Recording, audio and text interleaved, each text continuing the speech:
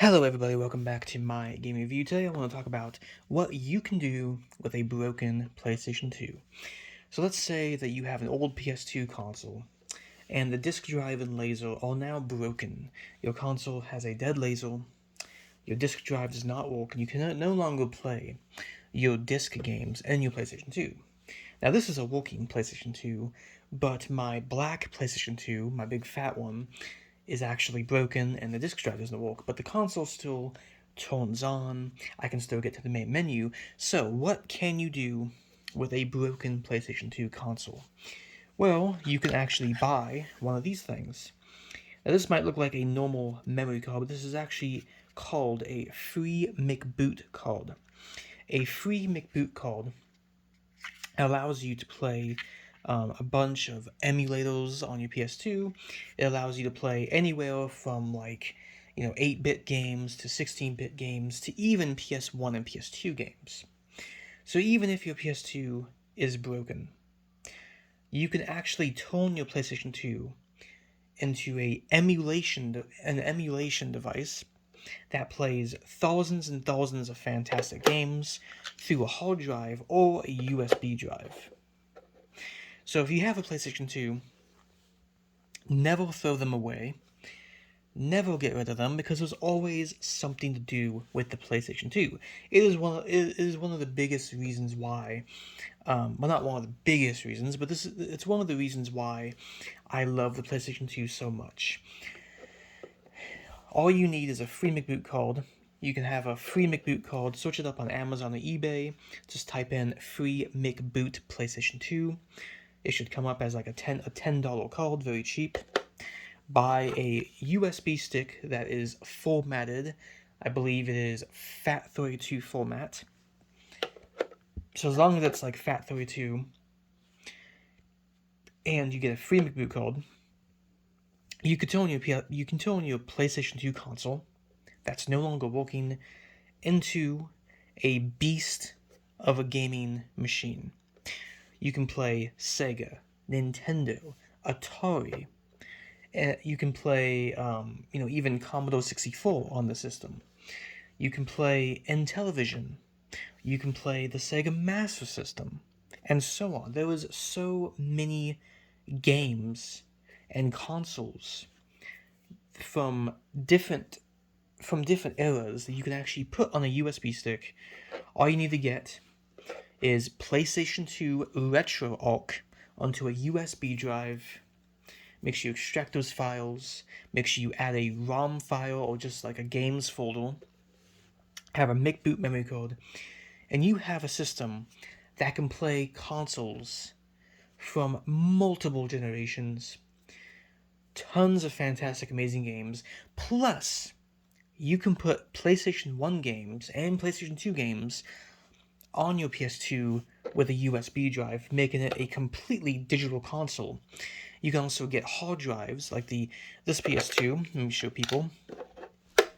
So with the fat PlayStation 2, the original, you can actually put a hard drive back here, right there, in that little door thing. And with the PlayStation 2 Slim, the PS2 Slim does not have the ability to have a hard drive placed in like the original. But with the PS2 Slim, all the PlayStation 2s have a USB port. As you can see right there, they have USB ports. So you can actually get a USB drive, a external USB drive. You plug it in, the external hard drive, but you plug in the external hard drive, and you can put tons of games on a PlayStation 2 Slim, on the original PS2, and you can just have a blast with your PlayStation 2. And the PS2 can be used for really anything. There's a lot of reasons why this is an amazing console. It's not just because of PS2 games, it's not just because the system watches old DVDs, but it's so much more. This thing is backwards compatible with PS1 games. Obviously, you have the entire PlayStation 2 library, but even when your PS2 laser and disk drive die on you, you can still play games on it from a USB and a free McBoot memory card. This thing will always be one of the best consoles ever. And because of the Freedom boot code allowing you to do even more with your PS2 to basically unlock the system, it's just a really good game system to go out and buy. The sucky thing when it comes to retro video game consoles is that Atari 2600s, the Intellivision, Sega Genesis, Sega Master System, these old systems are going to continue to get old. The motherboards go bad, the capacitors go bad, and sometimes these old consoles that you find on eBay or something, sometimes you buy them and they won't even work. Or they'll be for like parts or repair. But with the PlayStation 2, you could basically just have all of these retro systems in one console. PlayStation 2s are very reliable systems, very well-built consoles, and you could have a full library of tons of games, and television, Sega, Sega, Nintendo. Obviously, PlayStation 2 can't play, the newer games. Obviously, the PlayStation 2, I don't think the PS2 could run, original Xbox or like GameCube games, but the PS2 could run games from like the original, like first generation consoles all the way to Super Nintendo, Sega Genesis, Game Boy Advanced, and so on, which just really makes it an amazing console. Now, for my PlayStation 2 systems, I have multiple USB drives full of games, and I have 3 of these bad boys. These free boot memory cards, very cheap, and because of the free boot memory card and my fat 32 USBs, it's given me the ability to play thousands and thousands of games on my PlayStation 2 system. I have more games on PS2 than I have on any other console, because of course this console and the people out there have allowed me to be able to access games all the way in the past and just fill up my USB drive and play a whole bunch of games, which is just an amazing experience. And playing Game Boy games with a PlayStation 2 controller, or like Sega Genesis, Super Nintendo, that is just an amazing experience. And obviously the PS2 makes these games look so much better. You are obviously using the DualShock 2 controller.